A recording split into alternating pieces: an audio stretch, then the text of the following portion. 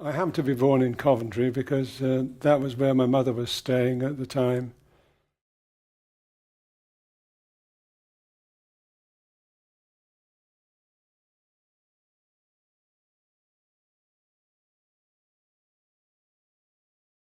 Just living there because my father was in the Navy. I was born in 1937. My father was away at sea. I didn't see him for the whole of the war.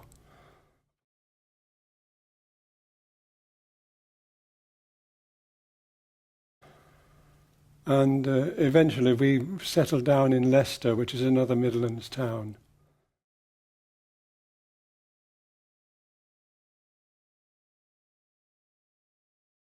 Town where my father managed to get some work. It was very difficult after the war, getting jobs.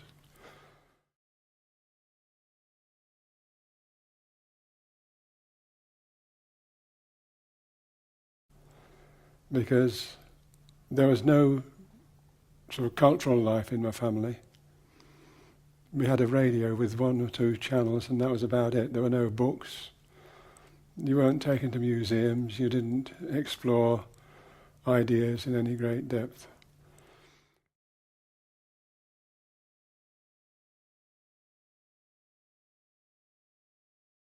Great depth. What I did have out of that background, though, was a need to occupy my mind. I read. I just never stopped reading. When I was young, I was drawing a great deal. Just old paper that an aunt got me from an office. So you could go on the blank side. I just developed an unconscious sense of things could be expressed visually. And what I got in terms of visual education was living in industrial Britain. For example, within very, very close distance of where I lived, there were old canals with the long barges carrying cargoes up and down the canal system still when I was a kid. There were trains with 4 tracks of mainline trains, not 1, not 2, but 4. It was a heavy trafficked area. Where my grandfather lived, there was a valley at the bottom of the road from where he lived. There was a canal going through that also. There was the railway line on the ground level also. And then there was a big viaduct where another railway line crossed over the whole lot.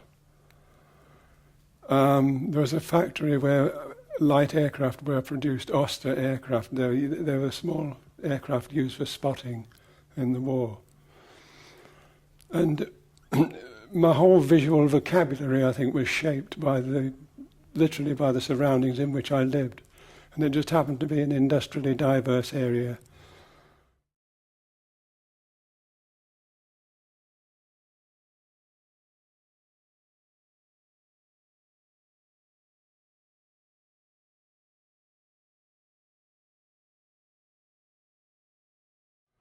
So to get to school, I had to leave home at about 7:45, and it took me about an hour to get to the railway station, and then get a train to the school, and then another walk. You kept fit and all this stuff.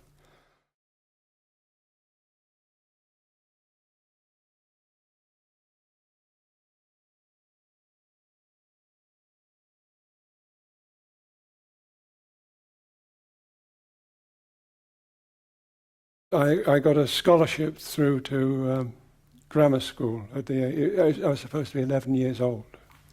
In fact, I got the scholarship when I was 9 years old. And the weird thing is that no one ever explained to me why I was going into some of these schools and classes that were higher with people of 2 years and 3 years older than me. And that meant that because you lived in a pretty poor family and without any culture in your life, if your teachers didn't explain to you in detail what you were supposed to be doing there and how you could benefit from it, then you were lost. You floundered. That happened to me.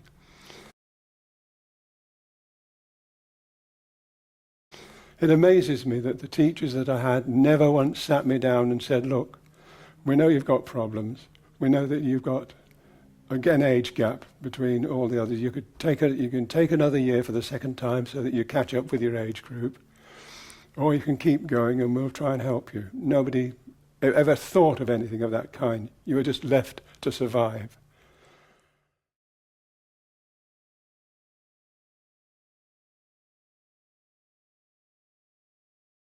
But I went to university and exactly the same problem happened.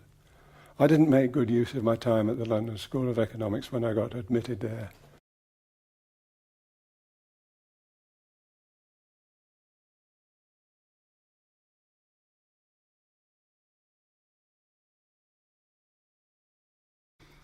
The only reason I went there was that I went in the army, and there was a lot of people in the army who had already done their national service, they'd already gone to university before doing their national service. So I was mixing with people from a wide pool of backgrounds. And some people talked to me about going to university and all that. I picked up a lot unconsciously.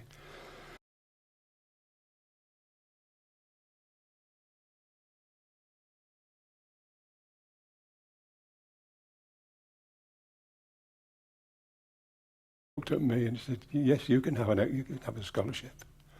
Just like that. I walked out with a letter in my pocket, granting me a scholarship, full fees, all the whole lot. And if it was that easy, why the hell hadn't somebody explained it to me, was really my reaction.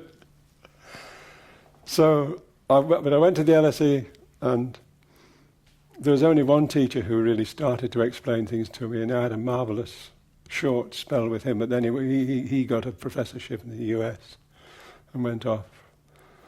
So that was the end of that.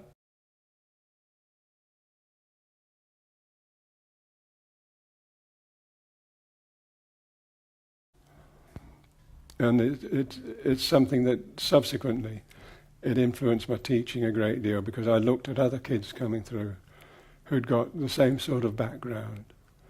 And I always try to give them that kind of understanding of what they were doing there, why they were there, what they could make of it, what the potential was. And it worked.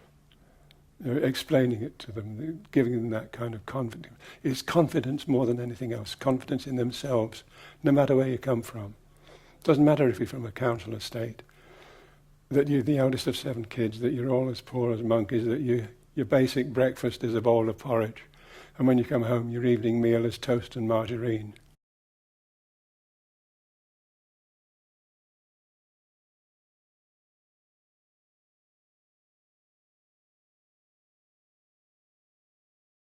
I was interested in art, but even my art teacher at school was saying, you don't want to study art. There's no future in it. There's no money in it. You never get anywhere doing that. And everybody else was saying, yes, no future in it, no money. There was a long-term process of me battling myself, within myself. What was it I wanted to do? What was I doing here? People talk of right brain, left brain. That's rubbish. I've got one brain, that's all. But I had this capacity to read and absorb and learn. I've never stopped learning, and I never will.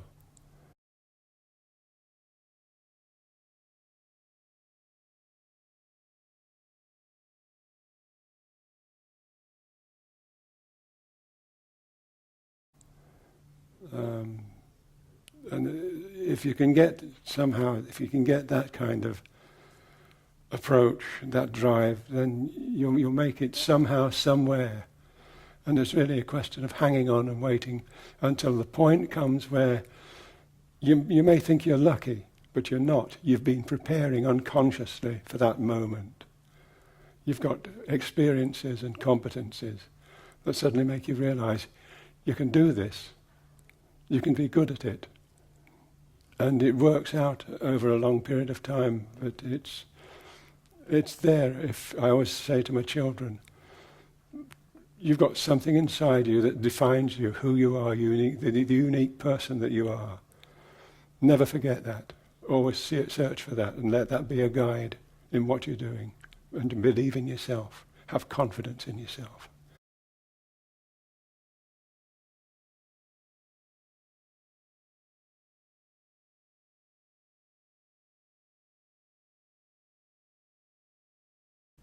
And that context, if I think of it, I went from there to Sheffield Polytechnic, then to Ravensbourne College of Design. Then I went to the United States and spent a year at Harvard. That was not a happy experience, but then I spent 16 years in the States at Illinois Institute of Technology.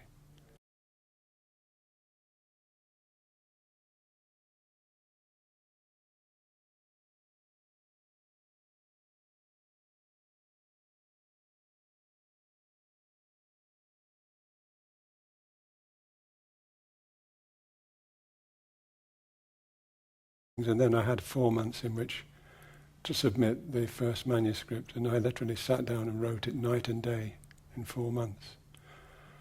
And it was based on a very simple proposition that I'd got a good course that I'd been teaching to industrial design students that was doing the sort of job that the book was supposed to do.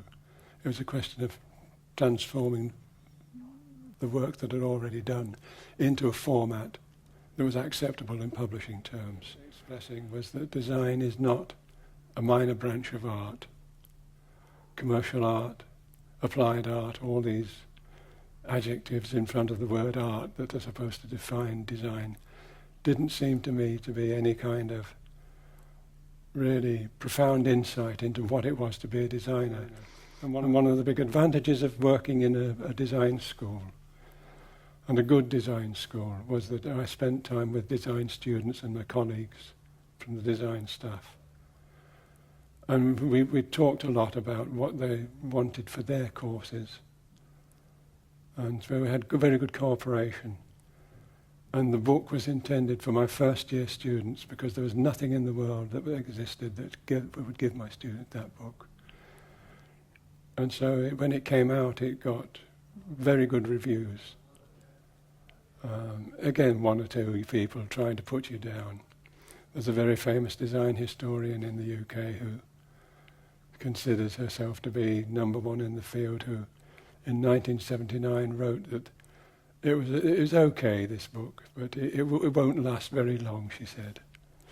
And the funny thing, after 1979, it's still in print. And that's not bad, actually, for an academic book. To be in print for now, what is it, 21, 13, 34 years.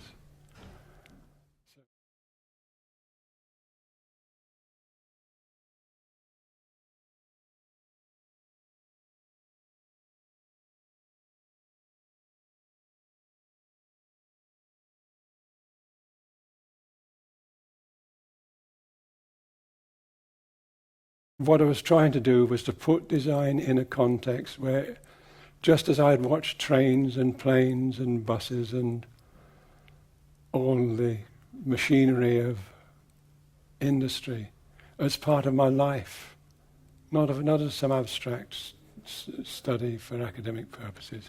It was just part of the fabric of the visual world in which you lived. And I think I was moving towards trying to get that point over, and I think I still go back to the book and look at it, and occasionally I think, my God, did I really write that? And the answer is yes, because I spent a lot of time at it and worked hard at it. So that was the breakthrough point then, in '79.